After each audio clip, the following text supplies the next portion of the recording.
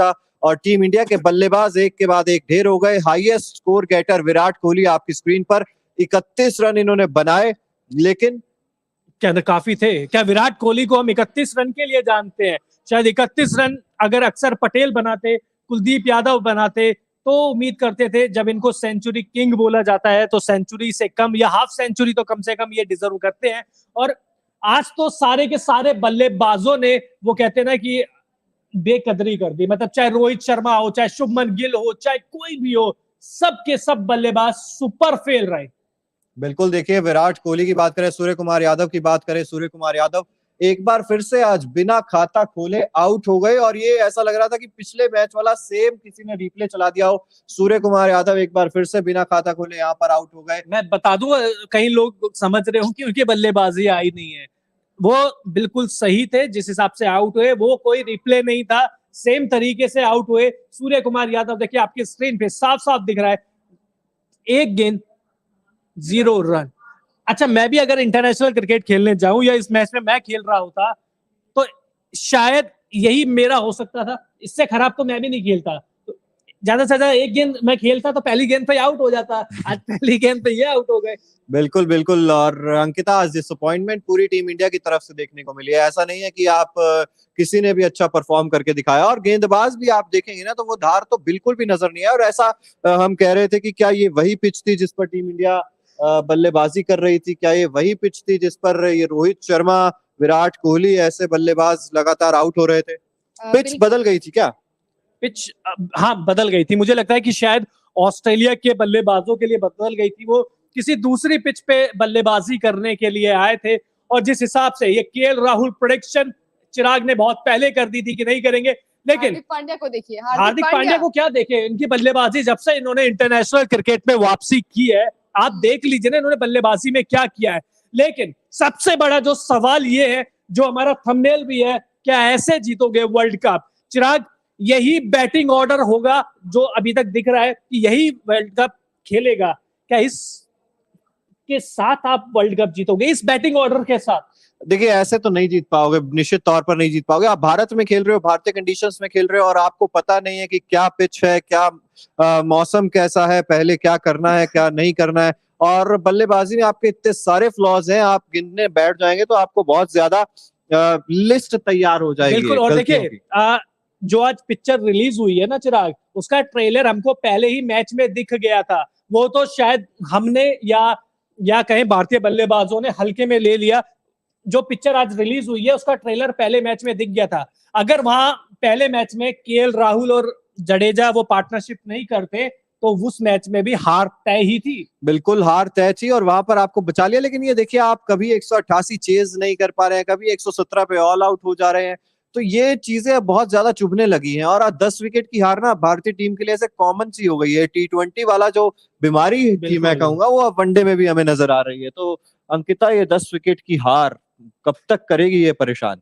देखिए, सबसे बड़ी बात ये होती है कि आप अगर बल्लेबाजी करने आते हैं तो वो थोड़ा सा प्रेशर मत लेके जाइए। और जिस तरीके से बल्लेबाजी भारत ने आज की है वो निराशा। बल्लेबाजी करी कहाँ है, मुझे ये तो बताओ। आप कह रहे हो जिस हिसाब से बल्लेबाजी करी है, 26 ओवर में तो पूरी की पूरी टीम पेवेलियन बैठी थी। मुझे लग रहा है कि सोच के वो आए थे कि ड्रीम 11 में टीम बना लेते हैं, आप जाके बैटिंग करके आइए। तो शायद एक के बाद सारे प्लेयर्स यही सोच कर आए थे। और विराट कोहली ने 31 रन के लिए बिल्कुल नहीं जाने जाते हैं। और जहां पर हम बात कर रहे हैं कि रोहित शर्मा देखिए, रोहित शर्मा ने 13 रन की पारी क्या खेली है, मतलब मैन ऑफ द मैच का अवार्ड दे दें 12, उनके लिए तो बहुत है ना। और चिराग, जो हम रिकॉर्ड देख रहे थे उनके, साल 2022 के बाद से इंटरनेशनल क्रिकेट में 32 का एवरेज, जब आपके कप्तान का ये हाल है तो आपकी टीम कैसी होगी, तो आप सोच सकते हैं।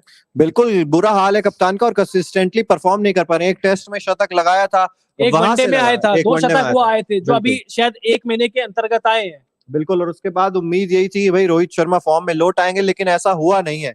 और यहाँ पर तारीफ करनी होगी मिचेल स्टार्क की भी। लेकिन मतलब ऐसा क्या है लेफ्ट आर्म पेसर के साथ, वो हवा है या क्या है कि टीम इंडिया के बल्लेबाज, कोई भी लेफ्ट आर्म पेसर हो, चाहे दुनिया का कोई भी, बोल्ट के आगे भी हम कोलैप्स कर जाते हैं। हम बहुत सारे हैं, शाहिन शाह अफरीदी के आगे हम कोलैप्स कर जाते हैं, आज स्टार्क के आगे हमने देख लिया। अब भारत के साथ 2 दिक्कत है। एक तो भारत के पास कोई अच्छा लेफ्ट आर्म पेसर नहीं है, और दूसरा कि हमारे पास है भी नहीं और हम खेल भी नहीं पाते। अब जयदेव उनटकट को इन्होंने टीम में शामिल तो कर रखा है, क्या उनके अगेंस्ट प्रैक्टिस करते होंगे? मुझे नहीं लगता कि शायद नेट्स में उनके अगेंस्ट ज्यादा प्रैक्टिस होती होगी, आपको लगता है? बिल्कुल, मुझे लगता है कि ना मिचेल स्टार्क को ऐसा थोड़ा बहुत ना लाइटली ले लिया टीम इंडिया ने, क्योंकि हम भी जानते थे कि मिचेल स्टार्क की गेंदबाजी में ना वो धार नजर नहीं आ रही थी कुछ दिन पहले तक, बिल्कुल। लेकिन हमें पता था कि वो बाउंस बैक करेंगे। मिचेल स्टार्क एक ऐसे दर्जे के खिलाड़ी हैं जो आपको कभी भी परेशान कर सकते हैं, तो मुझे लगता है डेफिनेटली ये तैयारी की और कमी मैं थी एक मिचेल रिकॉर्ड स्टार्क देख जी। रहा था कि 2010 से 2005 2015 तक जो एवरेज था, वो स्टार्क का बॉलिंग एवरेज इंडिया के अगेंस्ट बहुत अच्छा था। उसके बाद एक डिप आया, 80 के करीब का बॉलिंग एवरेज हो गया था, और अब इस सीरीज में 10 की एवरेज है उनकी। मतलब आप सोच लीजिए क्या हाल टीम इंडिया का उन्होंने बेहाल किया है। बिल्कुल, और जिस तरीके से आज बॉलिंग की, और बॉलिंग के साथ साथ कंगारुओं ने ये भी दिखा दिया कि बैटिंग के मामले में भी वो भारत से कितने आगे हैं। और आज में जितने भी अगर बल्लेबाजों की बात की जाए टीम इंडिया की, चाहे हार्दिक पांड्या की बात की जाए, चाहे शुभमन गिल की बात की जाए, या फिर विराट कोहली की बात की जाए, हमारे कप्तान साहब की बात की जाए, रोहित शर्मा की बात की जाए, तो रोहित शर्मा ने भी जिस फॉर्म के लिए वो जाने जाते हैं, आज उन्होंने वो बहुत फॉर्म टाइम से मिसिंग लग रहा है। वो जब हम देख रहे थे कि T20 वर्ल्ड कप हमने पूरा निकाल दिया, उसके बाद हमने कई सारी सीरीज निकाल दी, वो एक शतक भी आया ना, तो वो कॉन्फिडेंस रोहित कहीं शर्मा दिख के नहीं अंदर रहा है। नजर नहीं आ रहा है। और बिल्कुल, और चिराग जिस तरीके से ठीक है, मान लीजिए कि रोहित शर्मा के बैट से रन्स निकल नहीं रहे, लेकिन सूर्य कुमार यादव जिस बल्लेबाजी के लिए जाने जाते हैं वो लगातार निराश कर रहे हैं। और फैंस के साथ साथ हम भी यहाँ पे उन्हें जिस तरीके से इस बात का जवाब मैं देना चाहूंगा। मुझे लगता है बिल्कुल। कि सूर्य कुमार यादव शायद अब अपनी वनडे वर्ल्ड कप की टीम से बाहर हो चुके हैं वो, और शायद अब श्रेयस अय्यर आएंगे तो कोई कंपटीशन उनके सामने नहीं होगा। डायरेक्ट प्लेइंग 11 में श्रेयस अय्यर आ जाएंगे। सूर्य कुमार यादव को मौके मिले। अब देखिए, आप ऐसे नहीं कह सकते कि उनको मौके नहीं मिले वनडे फॉर्मेट में।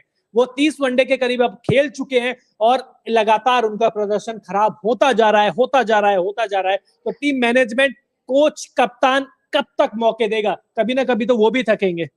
बिल्कुल, कभी ना कभी तो वो भी थकेंगे। और कमेंट सेक्शन में मैं दर्शकों से भी जानना चाहूंगा कि आप लोग भी बताइए कि क्या कमी रह गई आज टीम इंडिया के प्रदर्शन में, जो इतनी शर्मनाक हार, इतनी करारी हार का सामना करना पड़ा है।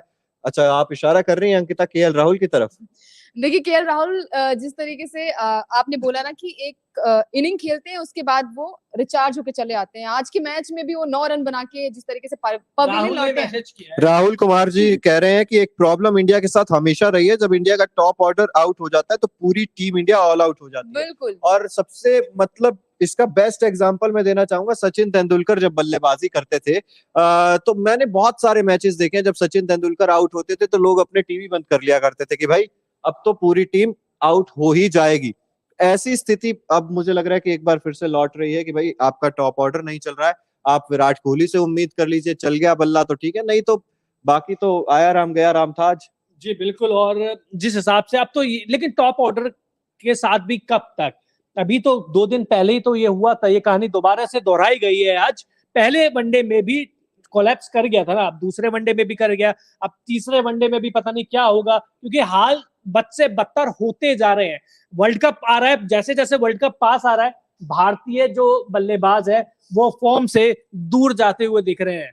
बिल्कुल। और कमेंट आया है, रेन स्मिथ यूजर है, कह रहे हैं कि please talk about Kohli as well. कुछ प्लेयर बिना परफॉर्मेंस के, ये भी कह रहे हैं। ये कोहली के बारे में देखिए क्या बात करें, अब कोहली हाईएस्ट स्कोरर है इस मैच में। लेकिन हाँ, वो ही समस्या है ना जो अभी भी कहीं ना कहीं दूर हो नहीं रही। हाँ, लेकिन ठीक है, मैं विराट कोहली के बारे में कुछ नेगेटिव नहीं बोल रहा हूँ, ना ही सोच रहा हूँ, क्योंकि ऐसा नहीं है कि विराट कोहली से कोई रिमोट का बटन है कि बटन दबाएंगे हर मैच में आपको सही रन बात, बना कर बिल्कुल। देंगे, हर मैच में शतक बना कर देंगे।